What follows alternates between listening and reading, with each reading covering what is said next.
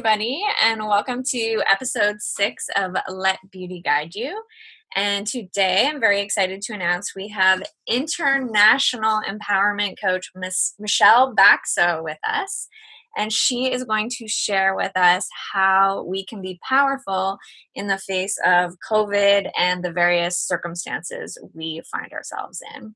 And specifically, we are going to touch on money, dating, and being in social distancing, aka isolation. So welcome, Michelle. Yeah, thanks so much for having me. Glad to be here. Yeah, thank you.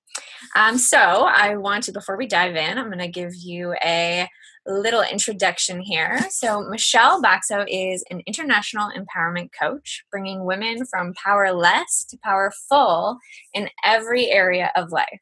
So you can find Michelle in Forbes, Cosmopolitan, Insider, CNN, NBC, Toronto Sun, and in countless podcasts and summits.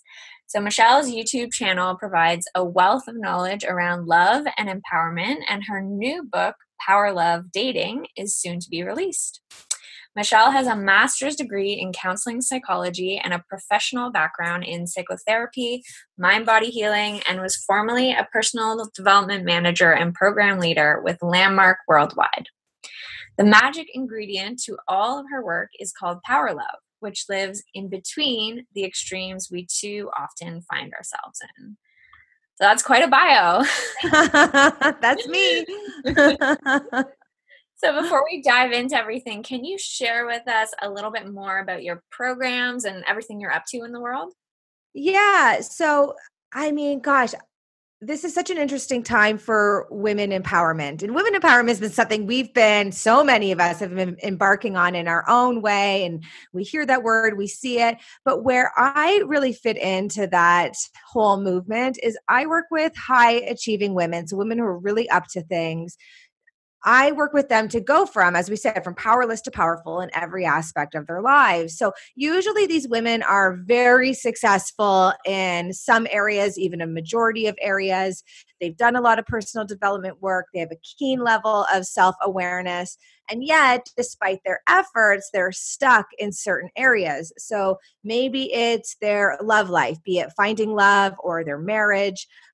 Maybe it's their relationship with their parents or their confidence or their health or their career.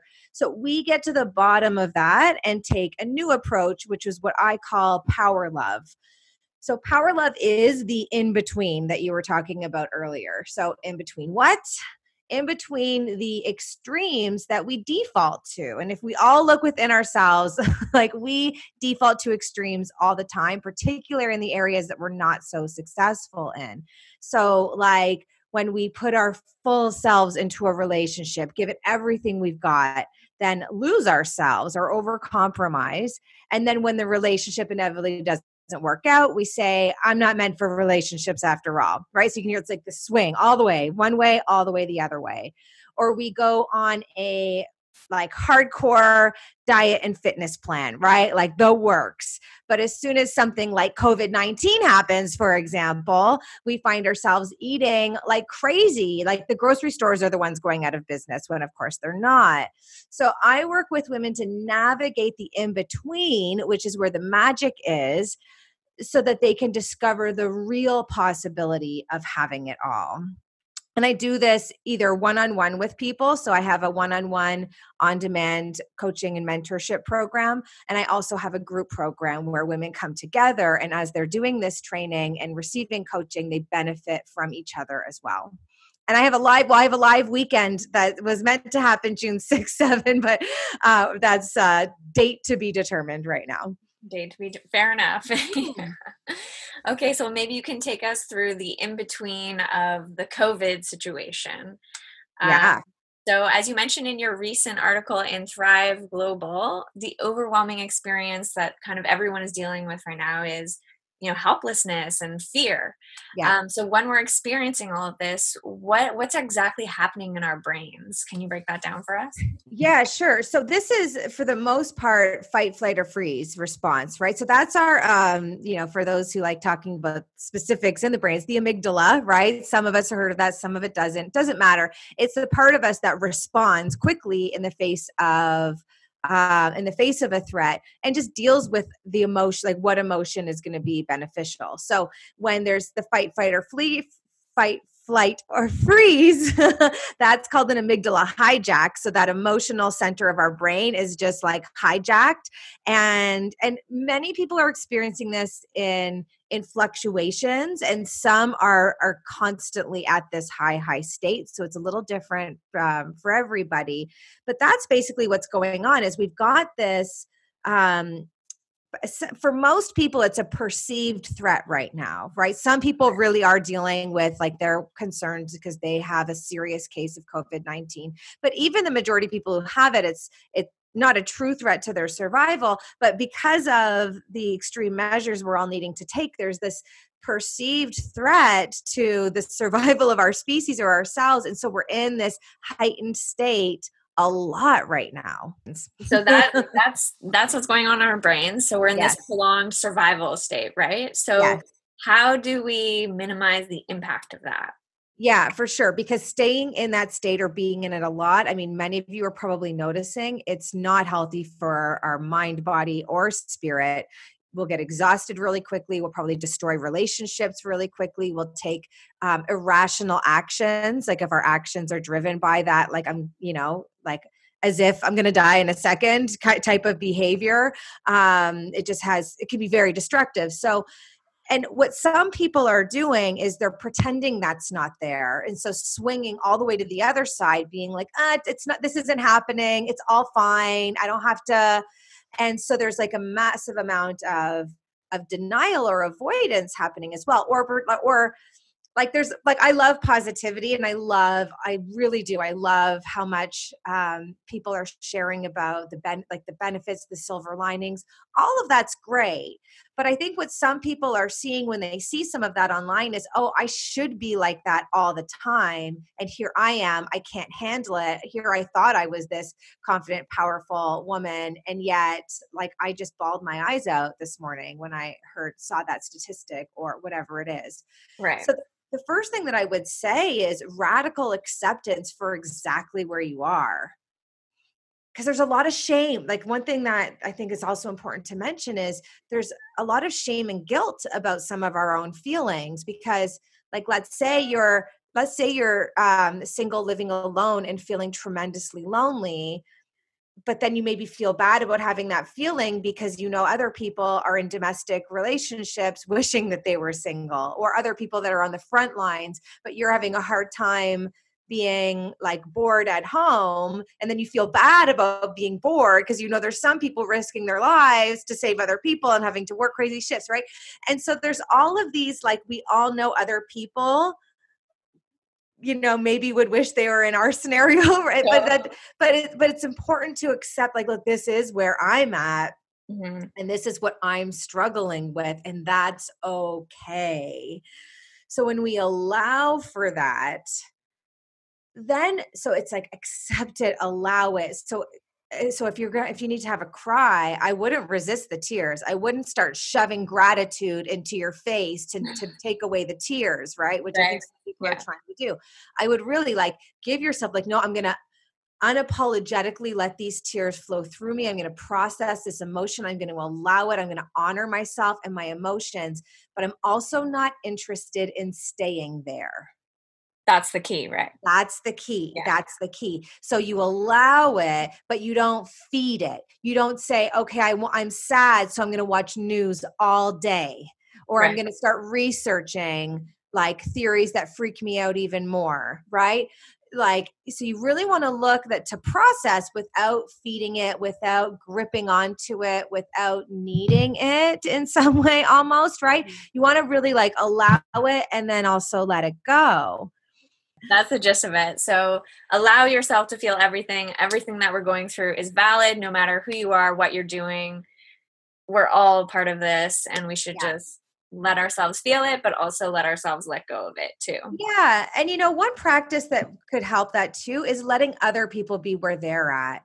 Because we're seeing a lot of people getting really offended or upset or agitated by what people are communicating, especially say through social media or maybe even your friends when you're in touch.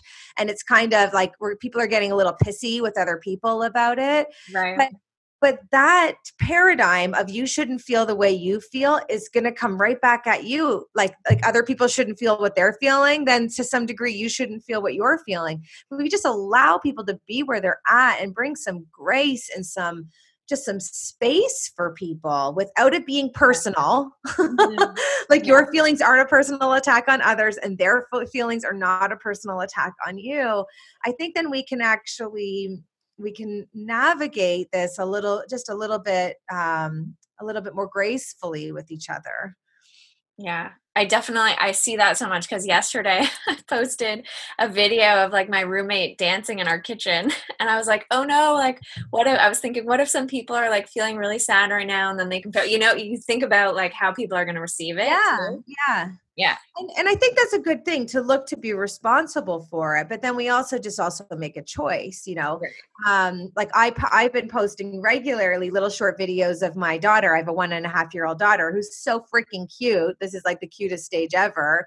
And so I post these little videos not because of anything that might offend people. It's because people keep telling me, Michelle, this is brightening my day. Keep sending them. This is like one moment where I can just like smile at a little baby rather than worry about the demise of the planet.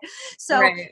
so yeah, some people might interpret it as being something else, but I mean, I guess because I'm used to being really public too, there's just no way of being the you know what I mean? You can't account for all of that. We do just need to take a stand. And then if somebody were to say to me, Michelle, that really offends me that you do that, I think you're making light of the situation or something like that, I would say, oh gosh, that wasn't my intention at all. Here's why I'm doing that. Right. Right. And so it's like, it's totally okay that you're offended. Oh my, and is there anything I can do to help you? Right. Would be Yeah. my response, right? Rather than worrying too much about, how we're coming across to everybody. Totally. Yeah. Just using it as an opportunity for communication rather than distance. Yeah. Yeah. Yeah. Okay. Great. Thank you. Yeah. You're welcome. So, as we know, this pandemic is affecting many areas of our life. And because you are really able to take us through any area of life from being Yeah. powerless to powerful, I thought we could just pick a few areas and come up with a question, and maybe you can give us a little light on the situation. Sure. Yeah, absolutely. Yeah. So many of us are out of work and maybe have lots of fears around lack of employment in the future. We're worrying about how the virus is going to impact our business. And so, of course, there's lots of concern about money at the moment. So, in relationship to money, what are some mindset strategies we could use to deal with this concern powerfully? Yeah, this is a perfect example of where we would normally go to extremes. So either we worry like crazy or go, I'm not going to deal with this, right? Right. And pretend it's not happening. La, la, la, la, la. Neither is a very good idea right now, right? So I would say when it comes to so there's two parts. So I always say to people, you got to be two-headed about things. There's no one way of looking at it that's necessarily going to cover you because with this unknown, because there is uncertainty, there is unknown. So I would say, look, plan for the worst. And some people don't like to do that because they don't like what that might take. But you know what? You're going to feel a lot better having a backup plan, having something that you can get into action for right away the moment you realize you need to, right? So plan for, and maybe not the worst, like what if, like not dramatically the worst, but so to give you an example, what I'm planning for is because there's two parts, for instance, that my business is impacted. One, people in general are not as many people are spending money right now. So even though I'm an online business, I can understand completely why some people might say, I want to wait and see if I keep my job or not first, right? Right. Uh, so there's that. And then there's also, I have my daughter. My daughter's not in daycare, so I don't have as much time to do the business efforts, right? So what I'm doing, and I'm not saying that to like complain, just to give you the lay of the land Yeah. and other people have totally different situations. But what I'm doing is I'm planning for things to be stopped or impacted until September.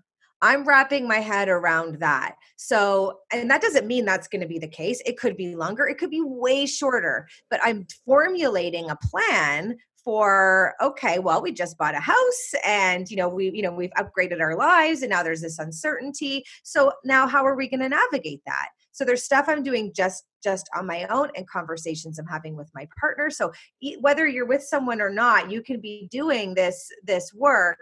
And I would also recommend brainstorming with another person, because sometimes we get discouraged and stopped and we need to think outside the box. So having someone to support you, whether it's if you have a coach, go to your coach, or if you have a friend or family member that's got their head on straight right now, it's just useful to brainstorm. So planning, and you may not have the answer like right this second, but you're looking at things, either actions you can take now or actions you might need to take in the future. So that's one thing that I would recommend. And again, it's a bit of hard work, but it will give you so much assurance that you can handle anything that's going to come your way. Now, that's one head. Remember, I said you got to be two-headed about it. So the other head is that worst case scenario is not happening right now. So you also want to stay really grounded in what's so right now. Open your fridge. Is there food there? Awesome. If you're a renter, talk to your renter. Are they going to boot you out if you can't make the April 1st rent? Probably not, because of what the president and prime ministers have been saying, right? They're probably going to give you, call your credit card company and ask if they'll give you. Everyone I know that's called their credit card company, they've been given a grace period without any interest, right? Wow. Like there's things that you can be doing to find out what's so, instead of worrying. Worry is not useful, except it's useful for a second to plan for the future. But other than that, you want to be really grounded. Like, look at me, I have a shelter over my head. Wow. Or some people even like, I do have my job right now, or I don't, but I have, this assistance that I can apply for. And it's just like,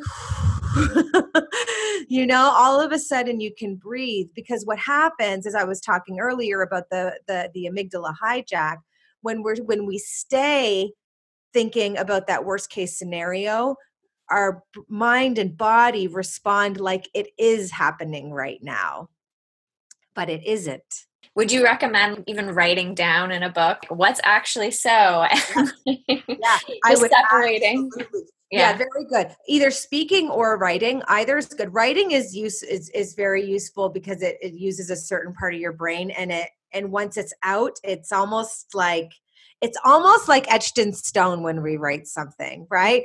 When we just think it, thoughts happen so quickly, and so much of our thoughts is pre-programmed that it's hard to impact your thinking just in your mind. So speaking it out loud really slowly and consciously, not just like running your mouth, but like you can really consciously speak, or writing is very, very good to do that. Yeah. Awesome. And actually, I'll add one more thing as you're writing. So you're writing what's so like, and some of those things will be really positive, and some of those things might be like uh-ohs, right? So for your uh-ohs, then you want to also write what is the next action for me to take? And if you don't know, who do you ask to find out? And that's your next action to take, right? Have power in the whole thing. Mm-hmm. Yeah, looking for online opportunities, reaching out to friends, what people know. Yeah. They're still looking for a ton of English as a second language teachers online, guys. They're telling you, China's hiring. That opportunity hasn't gone anywhere. Yeah, totally. So also for those of us who are single, and of course this COVID really impacts people's ability to date. And especially a lot of us are online, right? And it's this weird situation where it's like, do I talk to people? Are we going to meet eventually? Or should we just not even go there? And it's kind of frustrating to be in this area of not being able to be productive and get out there and date and be in action in this area of life. So how can we deal with that feeling of loneliness and not feeling like we can be productive in this area? Sure. Well, a number of my clients, like a huge percentage of my clients, are single and looking for love, right? Like that's their area.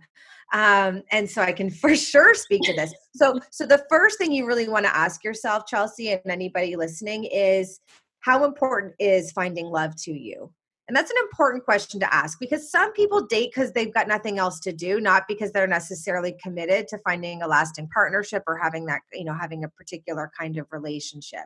So if it's not that important to you, then maybe this is something to just take off the table for right now, because you've got other things you want to focus on. If it is something you're really committed to, then you want to relate to this like you would if you're running a business right now and that business is really important to you. You wouldn't just be like, oh, well, things are tough now, so I guess I'm not doing that anymore, right? No, that's not you, right? So you really want to like call yourself out if it's actually something important to you. So answer that question first. And if it is, call yourself out on your BS, because the reality is, and it's so cool because I can see, because of the number of women I work in this particular area, there's some people that are actually doing really well right now with dating, but it's different. So you have to pivot. It's a new set of circumstances. Now, there were always circumstances. We always had constraints on our lives and how we do things. We just were used to them. They became the air that we breathe, so we never complained about them. Now there's different constraints, and so if we resist that, then yeah, it's going to be really discouraging. But let me tell you some really great things about online dating right now. There's way, way, way more people on right now. People who have not but people who've not used that are now using it. So you've got just a higher amount of volume, which is great. Secondly, if what you want is a committed long-term relationship, one of the most important pieces of coaching I give, and every dating coach or people who support people in their love lives all say this, which is go slower. Go slower. Get to know the person. Stop like jumping towards that spark that you so believe is your fairy tale ending, and like take the time and get to know people. Because at the end of the day, listen, people in relationships right now are really facing who they've chosen as their partner and who we are as a partner too, right? Like everyone in relationships right now are having to deal with that for better, for worse, right? So you want to think about like, once the honeymoon period's over, once, or if I, heaven forbid, fell ill, or in the face of anything, when we're 75 and not sexy anymore, like who did I choose as my partner? And you don't know that unless you really know someone. So I would say use this opportunity to really get to know people. But, Chelsea, what some people will take from that is, okay, good, I'm going to message all day and every day for months and months. Like, no. Whether this is COVID or not, I don't recommend doing much messaging. Okay. So do a little bit of messaging, maybe to find out if there isn't any major deal breakers, or that they're at least somewhat looking for the same thing you are, generally speaking. And then hop on a Skype call or a Facebook video, some sort of video call, whatever way you want to do that. I just found out Bumble has now added a feature where you can do a video call right from Bumble. So you don't even have to give your, your Skype info. That's amazing. Yeah, right. So things are adjusting and adapting to make it easier. And like, being face to face, you can really connect with people. I have so many people I'm connected to, like solely through virtual means, and I'm telling you, you just get used to it, and it's a wonderful way to get to know someone. Yeah, I've been doing WhatsApp video chats with some people that I've met on Hinge, and it is a cool opportunity to get to know someone in this unique way. And then also it's like you see who is seriously interested in you, because like they will actually go that next step and do the call. Yeah. So and you can be either, I have some people trying out different things, right? So you can either be super cash about it and be like, hey, I'm totally craving human interaction. You want to jump on a call now? Like you could have it be like that impromptu and not significant at all. Yeah. And that's one way to do it. So that'll work for some people. You could also set it up like a date and actually say, okay, good. I'm going to bring a glass of wine. You bring your beer or whatever, right? I'm going to put on lipstick. So you better wear a nice shirt. You can be playful with these sorts of things too, and have it really be like a date, right? Yeah, that my roommate was telling me last night. That's what she did. She like Yeah, got all showered, put on makeup, and the guy put on a nice shirt, and then they were like smiling on the camera. So yeah, there's some ways totally. to navigate it for sure. Yeah, yeah. And I know yes, it's going to feel a little different. And yes, it is a little different.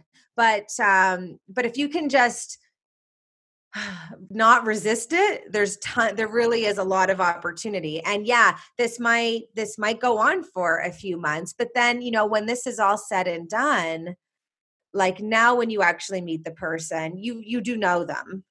And now I would say after a little while of getting to know each other, stand farther away so that you can see each other's like the full frame and everything. Not because body is that important, but because we picture in our minds what we think someone looks like. And you want when you meet each other for it to be as accurate as possible so that nobody's surprised, like, oh, I thought you were tall and it turns out you're short, or vice versa, right? Anyway. But you wouldn't do that on a first date. But if you're starting to get to know each other, you can start doing things like, okay, get the tape measure. I want to see if you were telling me the truth. Right? Like, or, and he might be like, okay, come on, stand sideways. I want to see if you actually have boobs, or I don't know. But so it sounds terrible, right? But like people just want to know, like, they Yeah. just want to know what the truth is, right? Yeah. They want to be related to reality. Yeah, yeah. When they're And talking to not someone. again, not because the reality is better one way or another, but because this is why I say don't just do messaging for a really long time. So often people do that, then they think they've already attached a persona in their head to that picture. And then you meet the person and they're not that. And then it's like they're not attractive, but not that they're not attractive. They're just not consistent with the picture you made up in your head. Right. So you want to Right. avoid that thing from happening. Yeah, totally.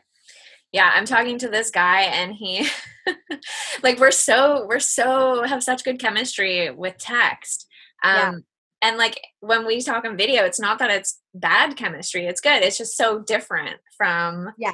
how we Well, relate to each other in you text. might be a little more cheeky or a little more playful. Yeah. Insecurities come out a little bit more when we're face to face, right? Yeah. Yeah. Yeah, Yeah. I get it. And you could for yourself, I always recommend people take on their own personal development while dating. I think I know it's such a great opportunity for personal development. So my coaching for you, Chelsea, would be really challenge yourself to bring the same level of playfulness that you have to your video calls, and like just as a personal challenge, right? Yeah. And then you could even tell them you're doing that. Okay, let's just try to like maybe like let's have our eyes closed right now and talk like we're texting. I don't know, you can have fun with this stuff, right? Totally. Totally. All But right. Thank you for sharing. Sorry, yeah, what did you I just said, yeah, I know it is different though, right? It takes say? something.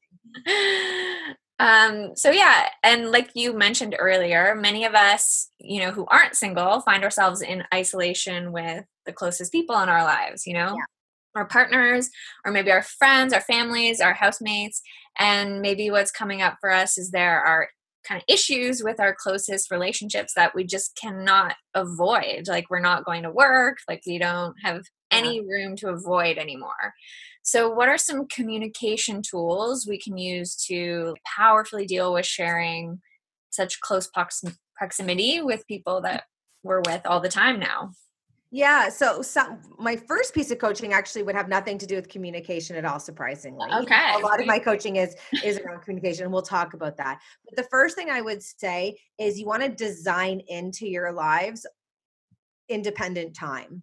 So almost everybody now, like well, men for sure, and more women, I would say virtually every woman I know values a certain amount of independent time. It's how we feel whole and complete. It's how we stay connected and committed to ourselves.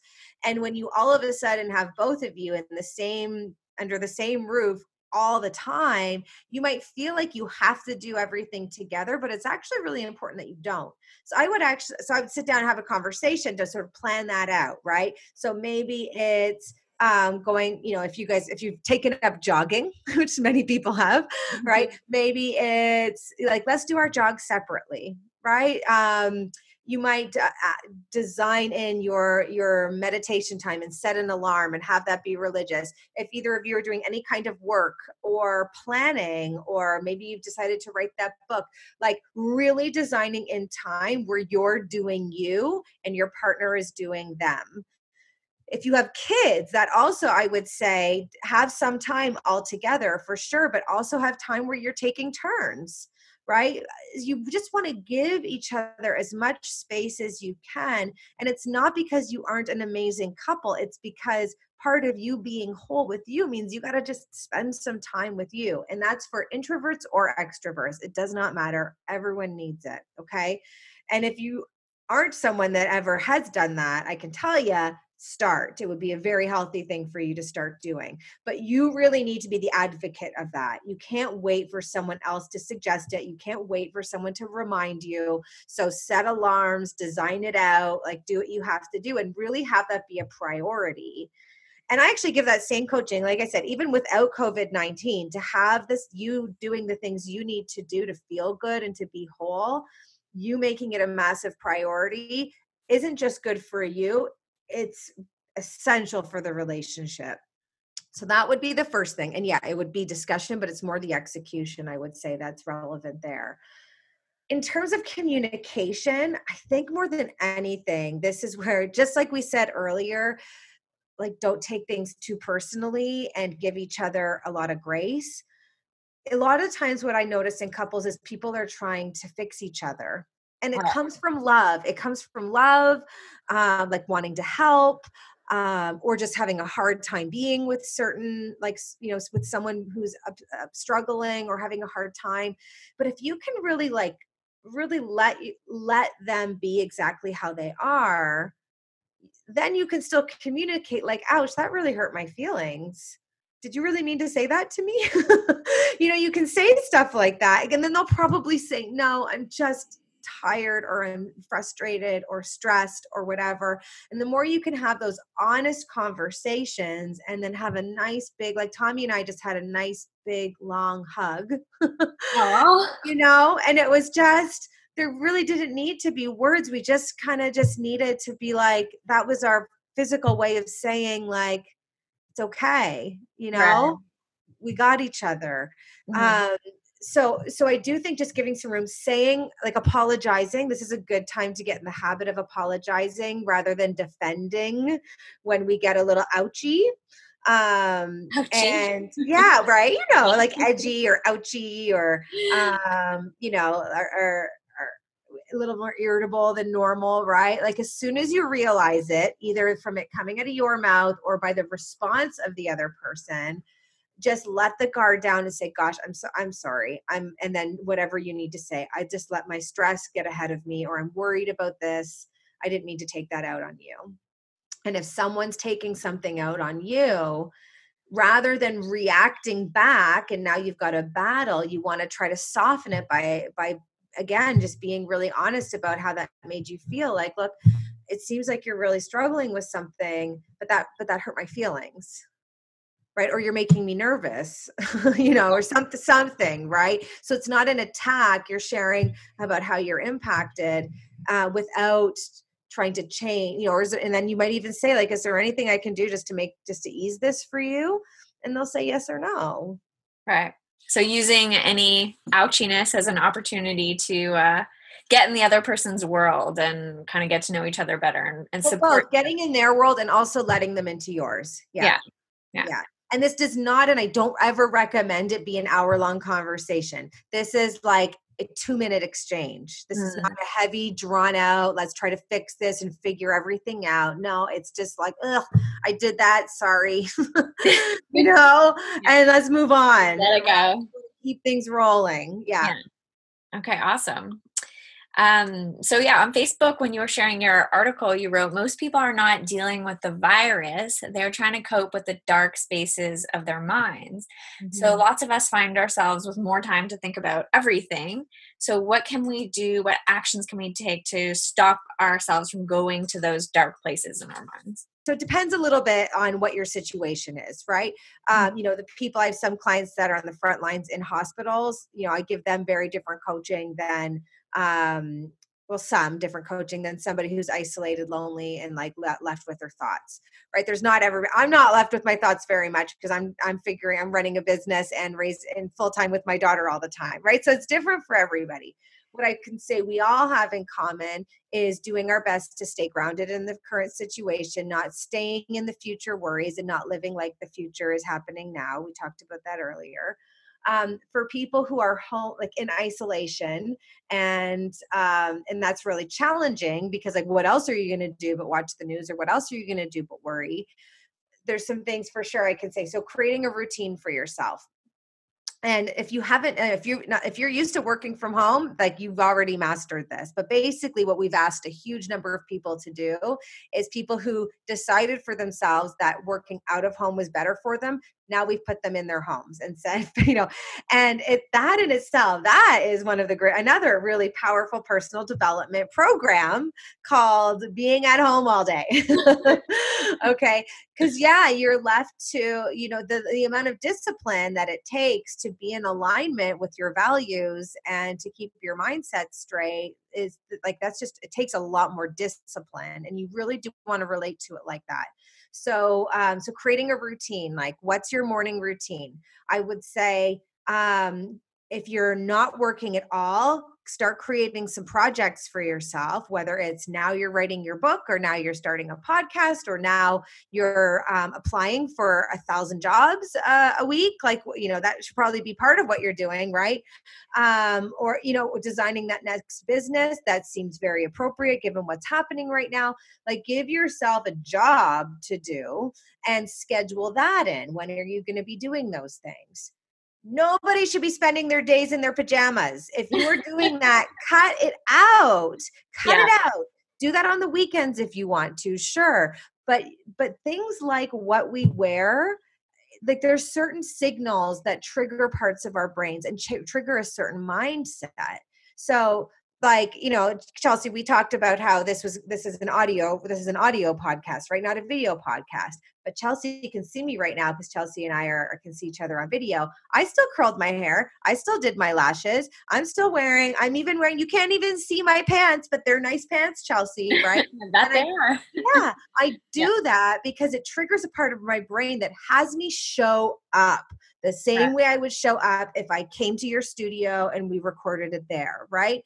And so that's really important. No matter what you're doing, give yourself a job and show up for it like it matters, like you matter.